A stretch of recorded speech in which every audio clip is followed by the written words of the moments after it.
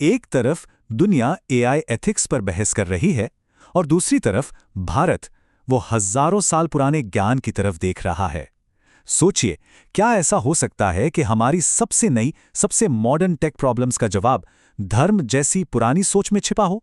चलिए एक पल के लिए उस इंजीनियर की जगह खुद को रखते हैं। स्क्रीन पर एक एआई कोडिंग टूल खुला है। एक तरफ तो ये वादा है कि काम फटाफट हो जाएगा, लेकिन दूसरी तरफ मन में एक अजीब सा डर है कि जिस मशीन से आज मदद ली जा रही है, कहीं कल वही हमारी नौकरी न ले ले। और ये सिर्फ एक कहानी नहीं है, ये वो कश्मकश है जो आज भारत के लाखों टेक प्रोफेशनल्स महसूस कर रहे हैं। और देखिए, जिस वक्त वो इंजीनियर ये सब सोच रही है ना, ठीक उसी पल भारत की डिजिटल मशीन फुल स्पीड पे घूम रही है। एक महीने में 21.7 अरब यूपीआई ट्रांजैक्शंस। ये दिखाता है कि एक इंसान की चिंता और पूरे देश की महत्वाकांक्षा के बीच कितनी बड़ी खाई है। तो चलिए इसी दो तरफा कहानी में थोड़ा और गहरा उतरते हैं।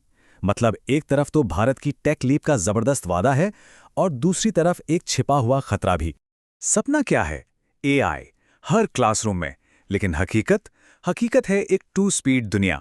सोचिए, एक तरफ दिल्ली का कोई पॉश स्कूल है जहां हर बच्चे के हाथ में टैबलेट है, और दूसरी तरफ झारखंड का कोई गांव का स्कूल जहां 200 बच्चों के लिए सिर्फ 5 कंप्यूटर्स हैं। ये अब सिर्फ डिजिटल डिवाइड नहीं रहा, ये तो एक गहरी खाई बन चुकी है।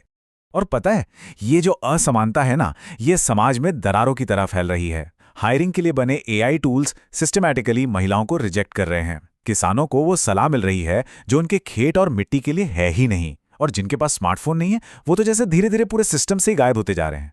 सीधी सी बात है, ये डिजिटल क्रांति कुछ लोगों को बहुत पीछे छोड़ रही है। तो अब सवाल सिर्फ ये नहीं है कि भविष्य कैसे बनाना है, असली सवाल तो ये है कि एक ऐसा भविष्य कैसे बनाया जाए जो किसी को भी पीछे ना छोड़े।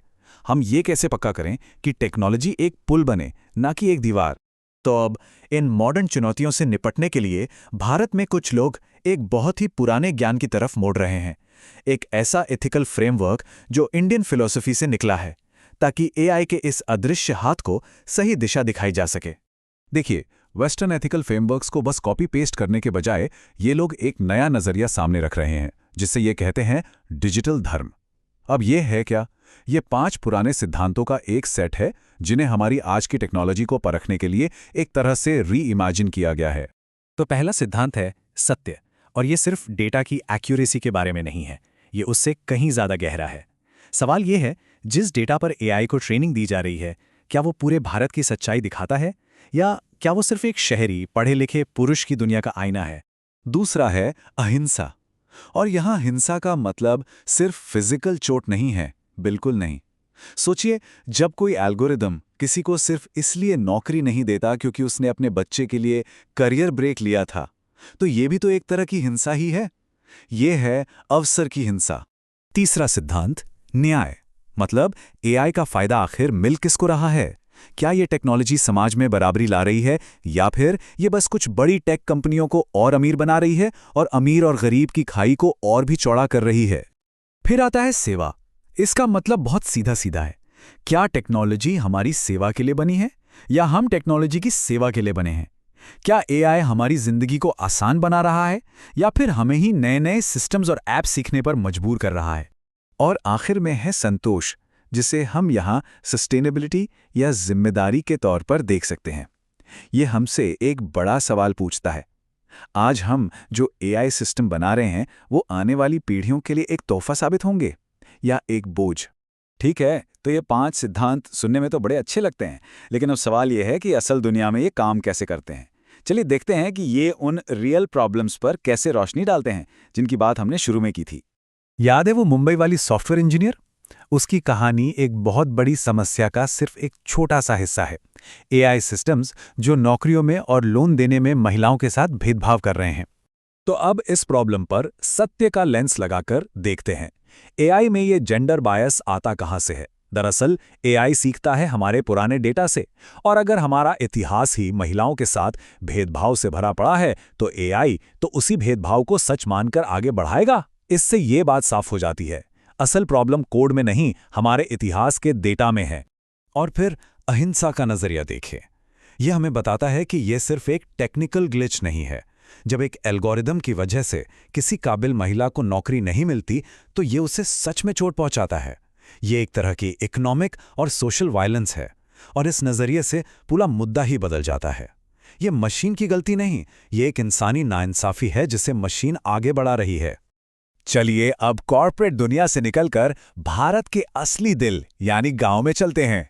एक सीन इमेजिन कीजिए, एक किसान अपने खेत में खड़ा है और उसके हाथ में एक स्मार्टफोन है जो उसे एक पावरफुल एआई से जोड़ रहा है। ये है भारत में टेक्नोलॉजी का दूसरा सबसे बड़ा वादा। कागज पर तो ये एक क्रांति जैसा लगता है ना। भारत विस्तार जैसे सरकारी इनिशिएटिव्स का वादा है कि किसानों को मौसम, मिट्टी और मार्केट की सबसे सटीक सलाह सीधा उनके फोन पर मिलेगी। सुनने में तो एक कमाल का लगता है। लेकिन जैसे ही हम सत्य का सवाल पूछते हैं, एक बहुत बड़ी खामी नजर आती है। देखिए, एआई की सलाह उतनी ही अच्छी हो सकती है जितना अच्छा उसका डेटा हो। तो असली सवाल यह है, ये डेटा आ कहां से रहा है? अगर एआई को पंजाब के बड़े बड़े पानी से भरे खेतों के डेटा पर ट्रेन किया गया है, तो क्या वो महाराष्ट्र के विदर्भ के एक छोटे किसान को सही सलाह दे पाएगा जो बारिश पर निर्भर है? जवाब है शायद नहीं। तो आखिर में सारी बातें घूम फिरकर एक ही सवाल पर आ जाती हैं। हम जो ये टेक्नोलॉजी बना रहे हैं, वो हमारी सेवक बनेगी या हमारी स्वामी? और डिजिटल धर्म का निचोड़, उसका कोर आइडिया यही है। ये सिर्फ कूल टेक बनाने के बारे में नहीं है, ये भरोसेमंद सिस्टम बनाने के बारे में है। ये इस बात को पक्का करने के बारे में है कि टेक्नोलॉजी कुछ लोगों की प्राइवेट प्रॉपर्टी न बन जाए, बल्कि बिजली, पानी या सड़कों की तरह एक पब्लिक गुड बने जिसका हक सब पर हो। और यहीं आकर भारत का ये नजरिया ग्लोबल हो जाता है। आज पूरी दुनिया एआई को रेगुलेट करने के लिए कानून और नियम बनाने में लगी है। ऐसे में डिजिटल धर्म कोई रूल्स की किताब नहीं है, ये एक नैतिक कंपास है। एक ऐसा कंपास जो टेक्नोलॉजी को हमेशा उसके असली मकसद की तरफ वापस लाता है, यानी इंसानियत की सेवा करना। तो इस प्रस्तुति को हम इसी आखिरी सवाल के साथ खत्म करते हैं। आने वाले सालों में हम जैसे भी एआई सिस्टम्स बनाएंगे, वही ये तय करेंगे कि हम एक ऐसे समाज में जिएंगे जहां टेक्नोलॉजी हमें एम्पावर करती है, या एक ऐसे समाज में जहां हम टेक्नोलॉजी के गुलाम बन जाते हैं। और ये चुनाव हमारा है।